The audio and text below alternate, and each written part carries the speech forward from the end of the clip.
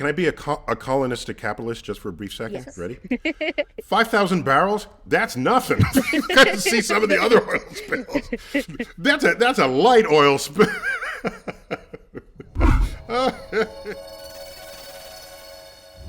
This is StarTalk. I'm your host, Neil deGrasse Tyson, your personal astrophysicist.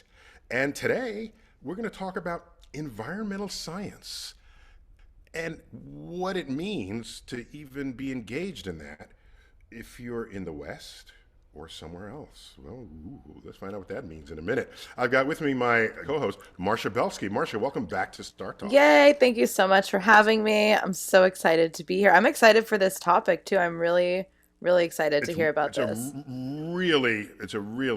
It's a topic that everyone ought to know about, and most people don't even know exists. Exactly. So that's where I see this. And so who we have here is a world's expert on indigenous environmental studies. Who even knew that that was a thing? I've got Jessica Hernandez. Jessica, welcome to StarTalk. Del Padiche Biguri, thank you for having me here today. Excellent, excellent. And get your academic pedigree on the table here. You have a PhD from UW. Did I say that right? UW? Yes. University of Washington in Seattle. And that PhD was in environmental and forest sciences. Okay, another underappreciated feature of the world are our forests. You also have a master's of marine affairs, which sounds like some secret office of the Pentagon or something. You know, the few, the proud, the Marines. So does marine have a very specific definition other than, when I think of Marines, I think of marinas with boats, but surely there's a scientific meaning for that word. Yeah, so Marine Affairs is like very an interdisciplinary program. So it focuses on like ocean science and also freshwater sciences, but it also integrates the policy. So one of the classes that we had to take was international ocean law, which is like a different field from, what we are used to as scientists. Wow. You know, an equivalent thing to that is space law, right? It's another place where there isn't a country, but we still have to cooperate as humans. So we might have a lot to learn in space law by whatever you guys have arrived at. This is the international law, like what they call like boat law. It's always a movie plot device. So they're like, you international waters where you can like They just crossed the border there, the boundary. They're now in international waters, so we can bomb them out of yeah, the ocean. or Is that- do marine research. So So yeah, and Jessica, more importantly, or I'm not going to value judge one thing you do or another, but for the world, more importantly, you're an environmental advocate. And that's so important. But you have a totally different outlook on this. And I'm delighted to learn that you wrote a book that highlights so much of this work. And I love the title, Fresh Banana Leaves. What the hell is that about? And then we go to the subtitle, Healing Indigenous Landscapes Through Indigenous Science. So let's just start right out. What is it we can learn from indigenous science that, quote, traditional science either doesn't know or can't learn, or we're ignorant to, or we're in denial of? So what are you bringing to the table coming from that place? Yeah, thank you for your question. And I think one of the ways that I look at Indigenous science is that, a metaphor that I like to give the audience is like Indigenous science kind of looks at the completed puzzle versus Western sciences. We focus on the puzzle pieces, right? So we focus typically on two or three. So we're missing to look at the holistic or the entire picture in this sense.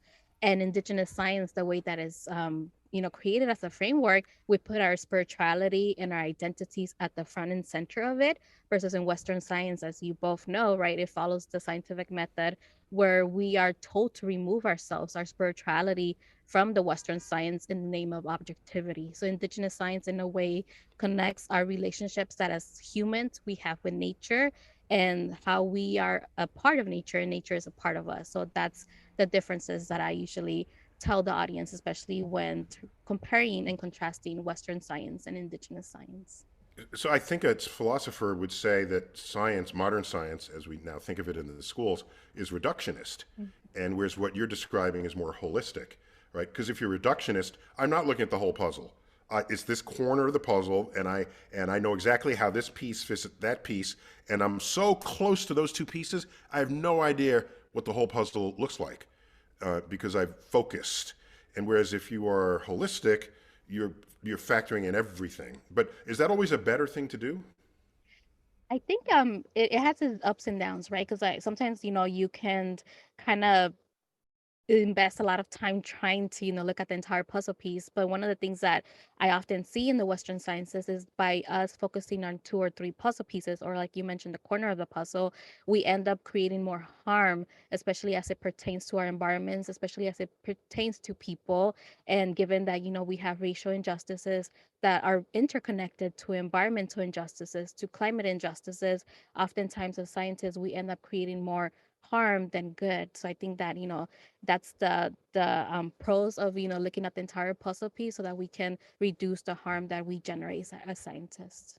I feel like admitting the human aspect too kind of makes the whole thing more honest because it's like with what like with Western science or whatever you call it, like modern science, there is always humanness and human opinions and human decisions in it because I remember reading about how when they decided how to model DNA, it like came down to these two software modeling companies and one had way more money and so that's like kind of where they went, but like Western science is kind of in denial of all the sociology involved in that. So it's Yeah, like, so I think at its best, that sociology will determine what gets researched, yeah, but at the end, what is determined to be true, I think they it's try a and make it second. objective. Yeah. Yeah, at that point. But you're right; it totally affects the funding and what people study, or more importantly, to Jessica's point, what people even care Yeah, about, right. right? At the end. But okay, so Jessica, there's an extract from some indigenous tree, and I don't remember which tree. You surely know the tree from which we derived the active ingredient in aspirin. And so that's been extracted. Again, it's reductionist. No, don't chew on the bark because who knows what else is in the bark. Plus, that might not be fun. Here it is in a pill. So, what happened there is some indigenous medicine became scientifically verified, and so now that's just science, right? So why should indigenous science be something different from modern science? Why isn't it just you found something that's true? We check it in a lab. Yep, it's true. Now it's science. Why can't we think of it that way? I think one of the things that I can think of is like how Western science is kind of founded on colonialism, right? When we look at who is considered the founders or the pioneers of many scientific disciplines, they're white European men who came to the Americas and kind of, formulated their own philosophies based on, Western religion that they introduced into the Americas. And I think that with indigenous science, it kind of addresses that colonialism, right? Because when we look at our landscapes, when we look at the ancestral knowledge that has been passed down to us, especially from my grandparents, from my parents to myself, part of our history has been fractured because of colonialism, but yet we're still trying to fight those nuances that Western or modern science kind of dismisses, especially as it pertains to indigenous peoples.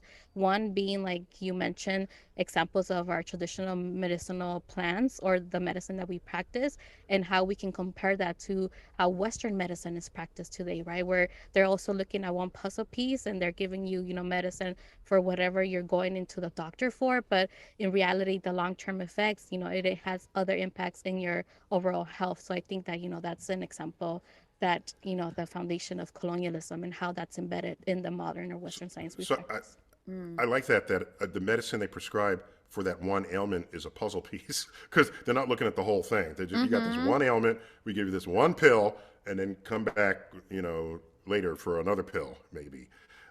So you speaking in first person. Are you a descendant of indigenous peoples? Yeah, so I'm Maya Chorti. So my Maya Chorti community comes from Central America. So we are at the border of El Salvador, Guatemala, and Honduras. And my father was actually displaced during the American Civil War, where he was actually 11 years old when he was forced to be a child soldier in that war. And then I also come from the Zapotec communities, which are located in Oaxaca, and that's where my father eventually received refuge. As he was making his journey up to the United States to receive asylum, and that's where he met my mom. So I come from both communities in that sense. Okay, so you not only you got it in your family, but now you have the academic side of it to go with it. So that ought to make you pretty potent in these conversations when you have to convince people of what they need to do. So tell me about climate change and indigenous And science. go. Tell us about climate change and go. You have 2 minutes. Yeah. Give me your best 2-minute answer.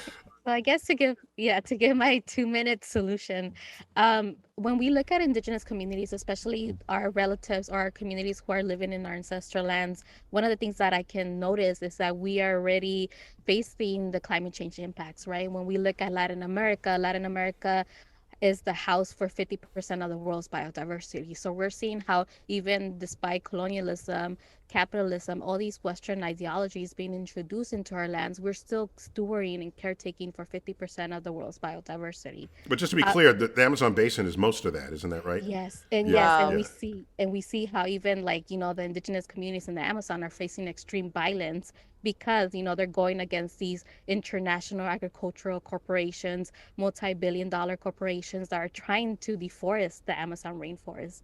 And I think that through that, many indigenous communities are trying to mitigate climate change, but oftentimes when we talk about in the Western science or in the international scope, right, we're kind of focusing more on the adaptation strategies. But, in indigenous communities, we're mitigating those impacts by going against extractive energy resources, by going against, agricultural corporations that are kind of introducing monoculture that are, is in at the end of the day destroying the biodiversity. But yet, when it comes to the climate change discourse and going to these international forums, indigenous voices are nowhere to be found, right? They often talk about us, but they don't include us at the table or allow us to lead those tables or conversations. This is a big issue.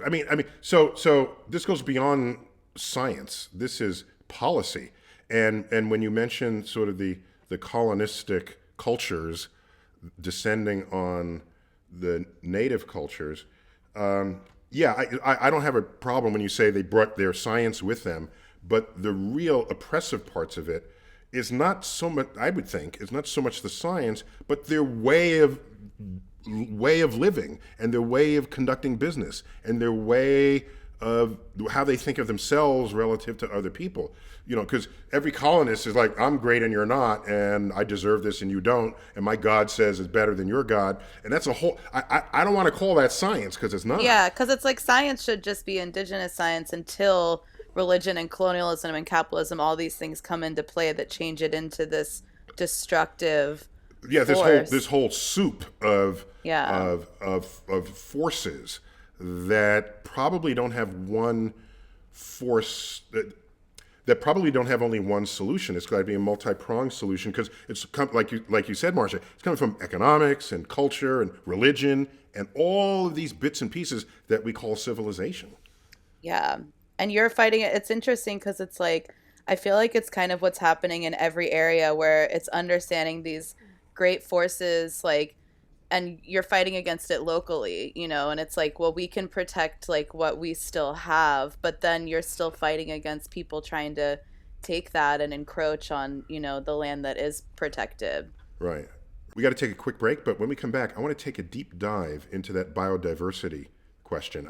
I didn't know that like it was 50% of the world's biodiversity is in Latin America. That's an amazing Me neither. fact. Yeah. I knew the Amazon basin would have a lot of whatever it had, but for it to be that much even of the whole world, and just to watch the contest, the conflict between indigenous peoples and the West that basically, Europe basically, that wanted to conquer the world. So when we come back, more of indigenous peoples and their role in saving the planet on StarTalk. We're back, StarTalk. This is on indigenous environment, saving the planet, the conflict between Western science and what indigenous peoples know about the land that they're on and the holistic caring of the earth. It's all here. We've got it all, and it's all wrapped up in the expertise of one human being, Jessica Hernandez. Jessica, are you a full-time environmental activist now? What is your affiliations? Right now I'm doing research. So I'm stationed at the University of Washington, Bothell, and I'm doing actually research on environmental physics. So kind of looking at climate science from the energy perspective, especially given that energy is a core concept that's taught in physics. So it's kind of interesting. Yeah, definitely is. Yeah, there's it's like half of physics is what is the energy doing now and what shape is it taking? So yeah, the more you can get in there, the better. So we left off. We were talking about the biodiversity of the world, and so much of it being in Latin America. But tell me, what area, how much of Earth's surface is indigenous? I know Australia. There's a lot of sort of Aboriginal lands, and Australia's a large continent. Still indigenous?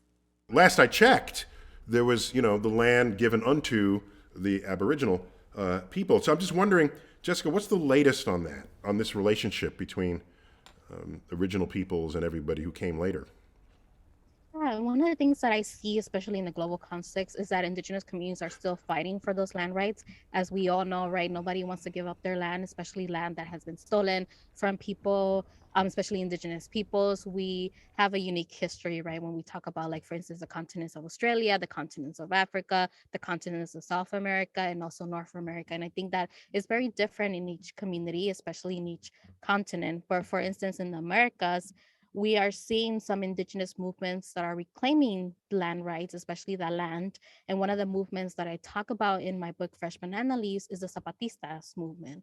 So the Zapatista movement was actually led by indigenous women, even though when you look at the Zapatista movement, if you were to Google, the men are actually the ones that are amplified, even though it's an indigenous woman-led movement, because we know that patriarchy is still embedded in environmentalism. And that movement, basically, the indigenous communities of South Mexico in the state of Chiapas decided that they were going to overtake the capital of their state and actually burn land deeds in the municipal towns. So by burning land deeds, right, nobody had ownership of their lands anymore. So they reclaimed their lands through that way. It was a peaceful resistance movement. Ironically, the Mexican government didn't enact any violence against them to stop them. So they were successful in that sense. So that's an example of how I can think of indigenous peoples having to reclaim their land rights, but obviously it's not something that's automatically given to them. But we're seeing that as we speak today, even in the global context. Well, so my only American counterpart to that was in the 1960s when people resisting the Vietnam War would burn their draft cards, right? So they're burning the paper claim on their life. All right. And so if you burn the land deeds, that's brilliant. If you burn the land deeds, there are no land deeds. There's a lot of, like, even in America, like United States of America, there's all this like pipeline protests, like, because, they're taking land that was promised over treaty and being like, never mind, and kind of everybody's looking the other way. Mm-hmm. You can do it if no one's looking, right? So you need advocacy. Yeah. Precisely. Otherwise, you get steamrolled. Well, yeah. So tell me, how much of the world is overseen by indigenous people of the world's land? Yeah, so the stat says that even though we make, indigenous peoples make less than 5% of the world's population, we're storing 80% of the world's biodiversity. So that 80%, it's a drastic percentage, especially when we talk about biodiversity and, the entire world in that context. Wow. So then it's up to you to protect it. I mean, how does someone reply to that? If you got 80% of it, fix it, or do something with it. So I think that oftentimes, we are still, like, even like Marcia was mentioning, like the pipelines, right? We still see how when we're trying to protect our landscapes or our lands, we are faced with extreme violence. I think with, the prime example that we all witnessed was what was happening at Standing Rock, right? Where the police were actually using tear gas or military equipment to stop those protests because, they didn't want to listen to indigenous peoples. Tell me about give me some specific examples of what indigenous peoples are doing with regard to forests and the oceans that others could be doing that could help things. Yeah, so one of the things that I can think of is in my Zapotec community and nation, we are made up of different pueblos or different tribes. We are actually stewarding our forests, right? So we're actually leading timber companies or timber businesses where we actually are not necessarily deforesting the entire forest, but we're taking timber in a way that allows us to take the timber from older trees when they're mature, but it still allows the trees to grow again, right? So it's not necessarily getting rid of the entire tree, it's kind of cutting it in a way where we're using our traditional knowledge to cut what we need, especially to sell timber in that sense. And I think, when we look at the timber industry, especially when we are looking at even mentioning books, right, there is a paper shortage because of the pandemic, and also because we have cut down so many trees. So in that regards, that's an example of how we can actually still use those natural resources that that our society depends on, without destroying the entire resource itself, right? So in this case, the tree. Another example that I can think of is also how we view agriculture, right? So in my communities, we have these systems known as milpas. And these milpas are holistic agricultural systems where they don't necessarily need much man labor like Western agriculture, where these milpas kind of generate themselves. Obviously we pray to them, we do ceremony, especially before we harvest. And we also have animals that live there that also nourish us, right? In Oaxaca, we consume a lot of grasshoppers and insects because they're rich Yum, yum, in yum, yum, proteins. yum. We make our grasshoppers, which, in Western diets, it's like, what is it? It's rare, right, to eat grasshoppers. But in that sense, the Rare meat doesn't really capture the fact. Whatever. They're eating frog legs in Louisiana and stuff. It's like That's people are true. eating Yeah, whatever. an Yeah. alligator. No, frog legs are okay. Grasshoppers, never. Yeah.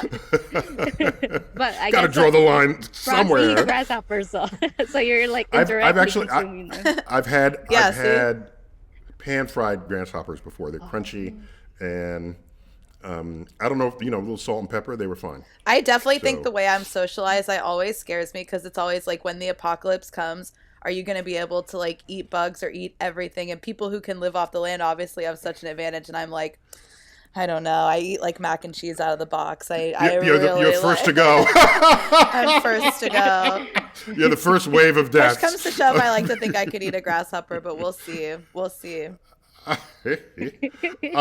So I heard you mention trees. Just to be clear, you are harvesting parts, like limbs of the tree, for your needs, and then the tree just continues to grow. So you, at no point do you kill the tree for those needs. Is that correct? Did I understand you correctly? Yes, that's correct. And I think that, Western science still needs to, in a way, catch up to the indigenous knowledge that we have. Yeah, we're not even thinking that way. Yeah, no, No, we're just, yeah, But we're we- it's just the cutting the whole tree. greed. If they would cut that, like, I feel like they could think that way, but a company would look at that and say, why would we take a slower and less amount of product if we can, like, just Take it all. It's like you said, they're not thinking about the whole thing. They're just thinking about the pieces, and their piece is their specific company. And if everybody's doing that, but if everybody actually adopted sustainable practices and not just like going green for a commercial, you know what I mean? So that they can advertise like our offices have cut down energy by 5%, Wait. So isn't it still sustainable to cut down a tree but then plant another tree?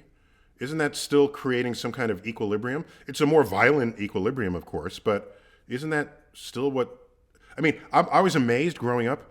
How is it that every year there are Christmas trees available for people, right? So there's got to be somewhere, because you are buying a tree that's older than a year, right? So somewhere they're growing trees at a faster rate than we're using them. Otherwise, we would have run out of trees, right? So isn't it possible to have an equilibrium of new trees versus trees you cut down? I think one of the important things to mention is that, when we're trying to talk about mitigating climate change, right? Like we're trying to reduce the amount of greenhouse gases, and we know that trees kind of, help us mitigate those impacts. A tree takes years or generations to actually mature into a bigger tree. I know that for Christmas trees, there are, kind of like farms just grow those trees. So as a result, I had to conclude because I did the math and it wasn't working otherwise. They're honestly right? creepy. If you've ever driven by a Christmas tree farm, it's really creepy because it's like a suburb where all the houses look the same. Like they're all like all the trees are the same height. It's really weird. Coming in a line Yeah. and everything. it's Oh really my God. weird. I have a possibly sensitive question. I'm not sure. So, not to generalize all indigenous peoples of the world, but there does appear to be a common theme where ancestral knowledge is cherished and it gets handed down from generation to generation.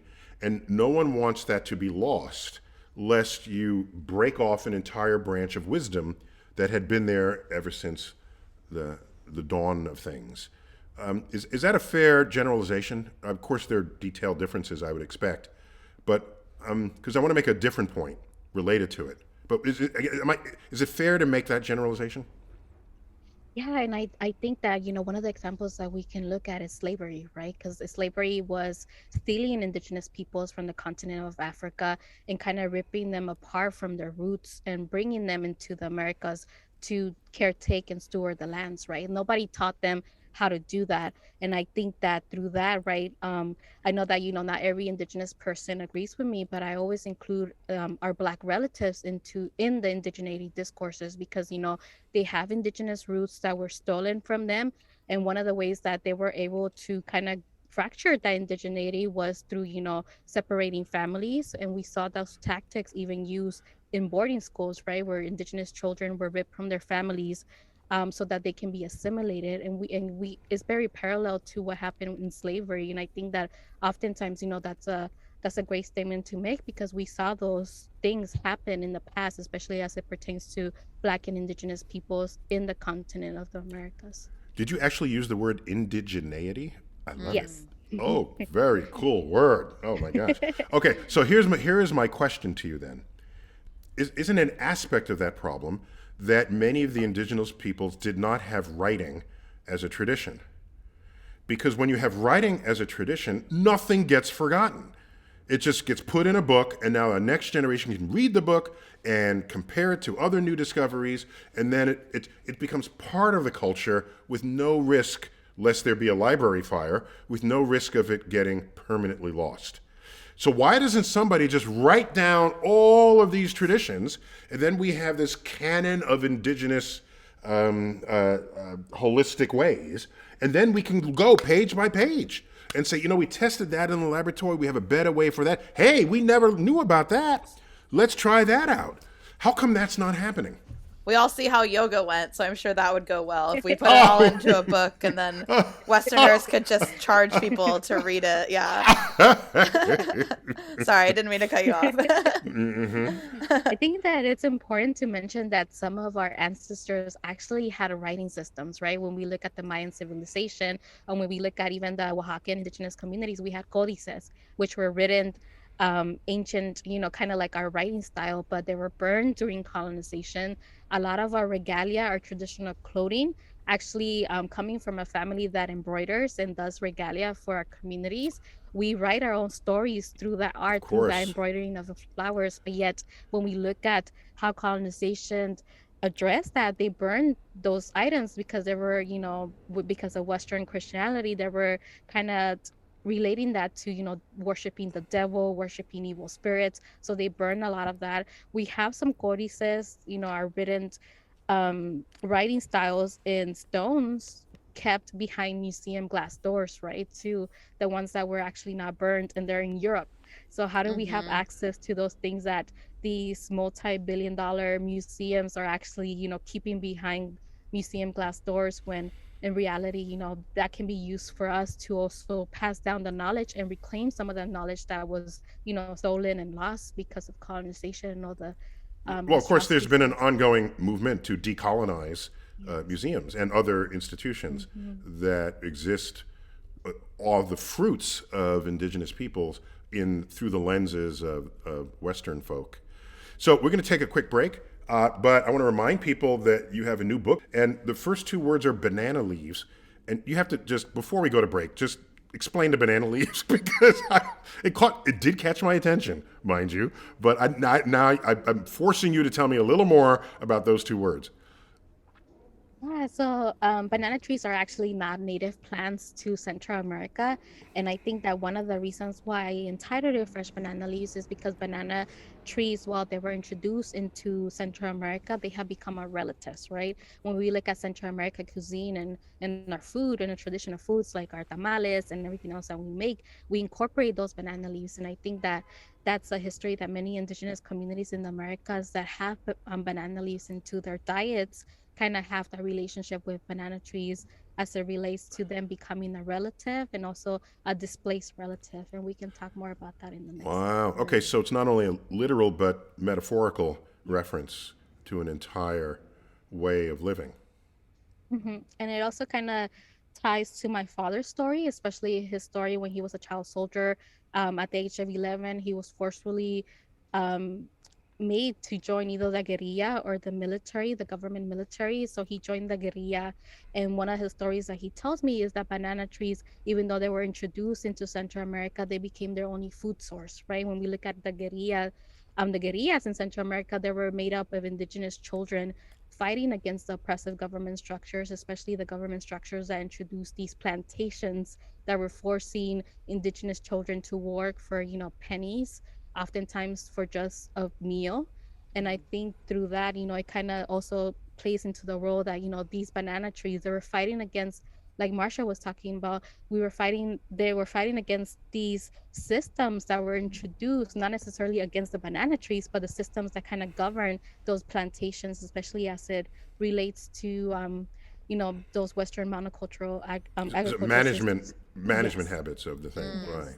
Right. Mm-hmm. Well, all right. When we come back, I want to actually hold you to the rail here and get you to solve some of these problems. Okay. Yes. And we're going to do that on Star Talk when we return. We're back. Star Talk, our third and final segment. We're talking about environmental science and indigenous peoples, indigenous traditions, indigenous ways of interacting with their environment and nature, and contrasting that with Western ways, especially colonialistic Western ways, which is a whole story unto itself. And we got Jessica Hernandez. Dr. Hernandez is one of the world's experts on this subject and just recently wrote a book called Fresh Banana Leaves. And they could get the title right here, Healing Indigenous Landscapes Through Indigenous Science, published earlier this year. And of course, I've got Marcia Belsky. Welcome back, Marcia Hello, Belsky. hello. Yes, okay. So Jessica, we've spent the better part of a half an hour describing, evil European historical and current ways and indigenous challenges to that. How do we solve this problem? I see two problems. One of them is anyone ever going to listen to indigenous peoples Right. who've been there way longer than everybody else? And a second, you can listen to them, but how do we know that's going to solve the larger problem that we've created? How do we know that? I think we're seeing how current international policy and also national policy is trying to understand that, actually local knowledge and listening to indigenous peoples can help us mitigate climate change. We saw how this administration recently passed a presidential memorandum where President Biden actually says, oh, we should actually incorporate local knowledge and indigenous knowledge when it comes to environmental regulations, right? But we know that a memorandum is not actually policy that states have to follow. It's just something that the president kind of pledges to do. Another thing that we're seeing is the International Panel on Climate Change, the IPCC, recently submitted a report where they're actually saying, oh, yeah, it's time for us to listen to indigenous peoples as it relates to addressing climate change impacts. So I think that there is a lot of power behind local knowledge, especially local indigenous knowledge, to steward our environments. And I think that that all relates to the land back movement. And for those who haven't heard of the land back movement, the land back movement is kind of a way that indigenous communities are trying to get their land back, and not necessarily to own their lands, but because ownership is a Western construct, but to steward and caretake of their land, especially the indigenous communities who have generations of history, stewarding those landscapes in that sense. Okay, so what's an example of something indigenous wisdom can bring upon the solutions that we're seeking? Let me think of, like, for instance, we gave the example of my Zapotec community and how we actually, take care of our forests. I think another ways is even when we look at indigenous communities and how they're actually going against extractive energy resources. Like recently, we saw how in Ecuador, the Amazon rainforest had over 5,300 barrels of oil spill, even though the indigenous communities of that region were against that building of those pipelines going through the Amazon rainforest, right? So unfortunately and ironically, it takes an environmental catastrophe or environmental, drastic event to happen for people to be like, oh, actually we should have listened to indigenous communities from the start, because in that case they could have prevented those thousands of oil barrels spilling in the Amazon rainforest. Right. Can I be a colonistic capitalist just for a brief second? Yes. Ready? 5,000 barrels? That's nothing.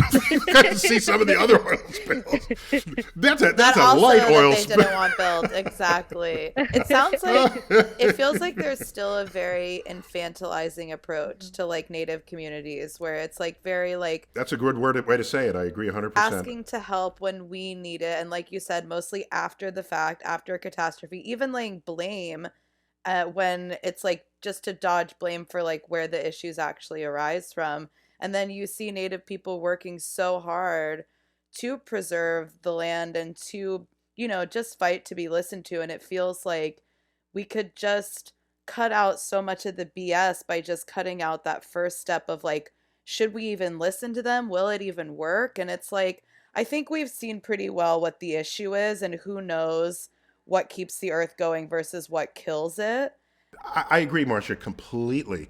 But Jessica, isn't part of what you are saying to just leave stuff alone? So is that even policy to say leave it alone? That's just saying whatever you do, you're going to kill it, mess with it, make it worse. So just leave it alone. What I was expecting was if you're going to tell me you've got some secret indigenous wisdom, that you'll say, here, do this. Actively do something rather than not do something the Western colonists would have done. So is this something active you can tell us to do? Yeah, I think that a lot of indigenous knowledge is not necessarily meant to be kept in secret, right? It's sacred, and I think that has to go back with what Marcia mentioned, right? How sometimes when we have shared indigenous knowledge, it has been co-opted. And I think an example that I can think of, she mentioned yoga. I can think of permaculture, right? Permaculture, to get a certificate in permaculture, you have to pay hundreds of dollars, and permaculture is actually stolen Aborigine knowledge from the indigenous peoples of Australia, where a white cisgender man came and he was like, oh, this is amazing, let me package it so that the Western society can consume it, and we're going to call that permaculture. And for those who don't look at the histories behind certain disciplines or areas of study, they don't know that that's actually co-opted indigenous knowledge. And I think that it's also building better relationships where we look at indigenous knowledge not to be consumed, but something like you were mentioning, Neil, that can be, that can help us mitigate climate change. And I think that unless we dismantle that Western way of thinking where everything has to be sold, where everything has to be commodified, indigenous communities are going to be a little bit receptive to sharing their indigenous knowledge based on, these past cases. So, as I understand it, you have certain shepherding of forests, given where your ancestry, and something that's been with Earth ever since there's been Earth and forests are forest fires.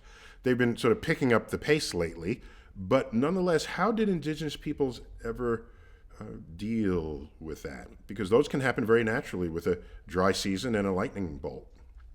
So one of the methods that that has been coined into a Western concept is known as prescribed burning, where it's kind of similar to how we steward the timber in our Zapotec Nation, where we burn certain parts of the tree and the forest so that it prevents, it gets rid of that dry, areas of the forest so that it prevents future wildfires. I know I gave the example of milpas, and milpas are also these holistic agricultural systems that during the summer season, they actually burn themselves, right? It doesn't necessarily require us to put it on fire, but those milpas, they're very restorative in that sense that they burn themselves, and then that allows the crops to regrow again. And I think that that's the same that the management practices that we have embedded into our forests is that prescribed burning to prevent, future wildfires in that sense. Okay, so that's a positive outcome here. I mean, obviously the fires are growing in frequency because of other more global climatic issues, but specifically, if we think of a fire as a puzzle piece, you have a puzzle piece solution to a fire that has been shared and has been implemented successfully. Is that fair?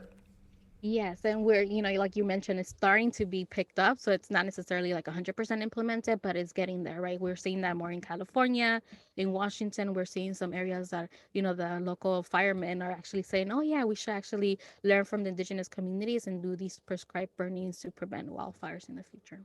And it's the relationships, like you said. I feel like it's hard because we're still bridging that gap. And it's like, why would, you know, in some ways even a local fire department, like, you know, even building that relationship of like trusting the indigenous people there, and the indigenous people trusting, you know, the like Western people there enough to like, you know, work as a team with all that history there. It feels like that's so much of the solution here, but it's so complicated. I've got another question here. So, in this age of jet transportation, which has been with us for about 60 years, no, hardly anyone dies where they were born. So, this notion of belonging to the land is that ship has sailed. Literally, I guess. But that itself is a state of mind. What do you do about that going forward into the era of intercontinental travel? Yeah, I think that oftentimes it's a matter of reclaiming our own histories, right? Because, for instance, in my Zapotec community, our creation stories tell us that when we, pass on, our spirits enter the clouds, right? And that's why our nation is considered the Binisa people, which means the cloud people. And as a result, right, like our heaven, if we were to look at it from Western religion terms, it's in the clouds, right? And it's, and it shows the manifestation that we're still a part of nature, because what happens in the clouds, we have the water cycle, right? We get the water that nourishes the plants, that nourishes the land. And I think that oftentimes we talk about how being indigenous means holding on to those relationships, to that spirituality, even while you're displaced. And unfortunately, for many people who have been displaced, like you're mentioning, because you can travel or you are forced to migrate, you fracture that identity. But I think it's important to reclaim our histories, especially when it relates to the spirituality that still holds us connected to those landscapes. So spirituality is not sort of a fundamental part of modern science. So how do you bridge that gap?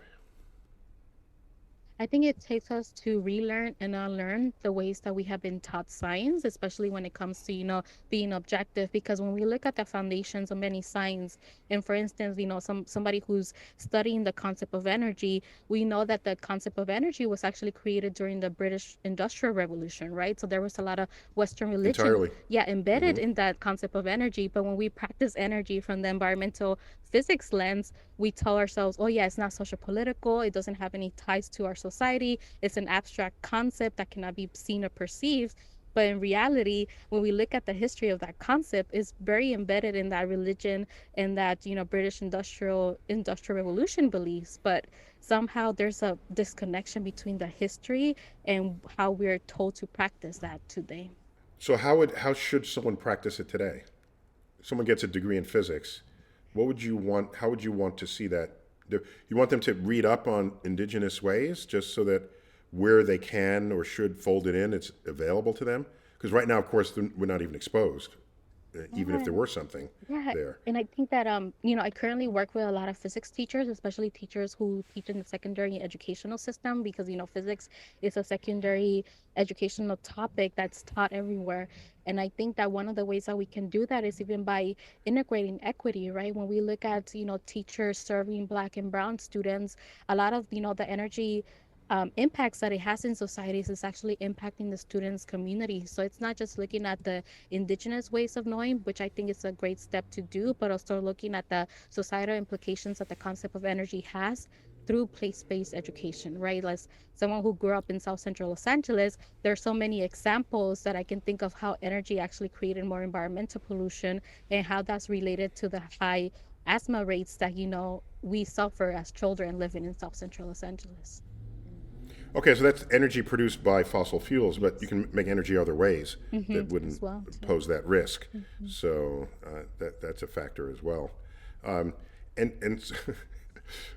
Marcia, when I kept hearing this thing about a puzzle and whether it's holistic, I was just wondering if in a stand-up routine, is an isolated joke a puzzle piece, but you only give a really good performance if it all fits together and makes one big puzzle at the end? Do you get a bigger applause if it's holistic? Yeah, I feel like because think about if somebody had like a 5-minute set on late night and they had one good joke, but the rest of it bombed. Like, unless it was like, I don't think there could be any joke good enough where you wouldn't be like, that guy was terrible. Like, Because unless he's like a one-liner, but then you'd be like, how come only one of them's good? Why is he on my TV? You know, all the pieces got to fit together for it to make sense. I feel like that makes sense too with like getting people in physics classrooms just to have different perspectives, because different perspectives lead to less blind spots. So it's like, I feel like you get more indigenous people and more spirituality just to have a seat at the table. So Jessica, maybe that's more of what we need, just a seat at the table here, just so that the view can be aired in front of those who never even knew the view existed. Yeah, and sometimes, even our elders tell us that sometimes we have to build our own tables and lead those tables, because oftentimes when we get a seat at the table, we're seen but not heard. And I think that, it kind of depends on who is inviting us at the table and whether they're actually willing to hear us as well and listen to what we have to offer. Okay, so we got to land this plane, and that means we're running out of time. Sorry. Sorry to use a technological reference here, but we're going to land this plane. So, Jessica, it seems to me there are many more books you can write, or that can be written, if not by you, by others with a slightly different expertise, that have these same taproots that can just wake up the world to how to think about Earth differently. So have you given up hope, as so many others have, or do you still think we can save the world? Such a loaded question. Yeah, I feel like I'm in my therapy session. Yeah. But I think where are you on the extinction issue of human species? Yeah. I haven't given up hope, and I think that even being able to say that I wrote a book, especially a book that uplifts also my community's voices, and knowing that I have that privilege, right, that comes with having a PhD, with having that educational system in the Western terminology, right, where I can talk to scientists in the United Nations and they actually listen to me, because I'm not just using layperson's terminology, which is unfortunate, right? Because we're still operating in Western science where we need that terminology. I think that that gives me hope, especially seeing how my father was able to survive a genocide. That even though it was coined as a war, the United Nations has identified that as a genocide because it actually targeted indigenous Mayan people in Central America. I think that gives me hope, and also seeing how there's other people in our generation trying to move the needle, especially when it comes to including voices of communities of color in that sense. Well, so now you get me sad that I didn't have you on years ago. It put you a seat at the StarTalk table, and it's like the year 2022, and I hope that's not too late. So Jessica, thank you for that marvelous closing statement, I guess it sounded like, and maybe we can do this again when there's more developments, because we always like tracking stories that we're introduced to here on StarTalk, but we want to see where they go in the years to come. So thank you for being on StarTalk. And Marcia, where do we find you on social media? Yeah, find me on social media. It's at Marcia Belsky on Twitter and TikTok, and then my Instagram is at Marcia Sky. Cool. And Jessica, are there websites or organizations we should know about that you support, or that we can resonate with? Other people can sort of share resonant energy and possibly money to the causes. Resonant money is the best kind. So where do you want to send people? Yeah, so I usually lead mutual aids, and mutual aids, they support the communities, especially projects, and I usually share them in my Twitter, which is at Doctora_Nature, and I think that's where people can find Dr. Nature? Doctora Nature, yes. You have Doctora Nature? Oh my huge. gosh. Okay, that's gangster right there. Forget my name. I am nature. And I am one with nature. Doctora, is it an underscore or it goes straight in? _Nature, yes. So Doctora_Nature. Yes. Okay, well that's going to be easy to find. All right, guys, great to have you. This has been StarTalk, the Indigenous Peoples Edition, if I can call it that. Neil deGrasse Tyson here, your personal astrophysicist. As always, keep looking up.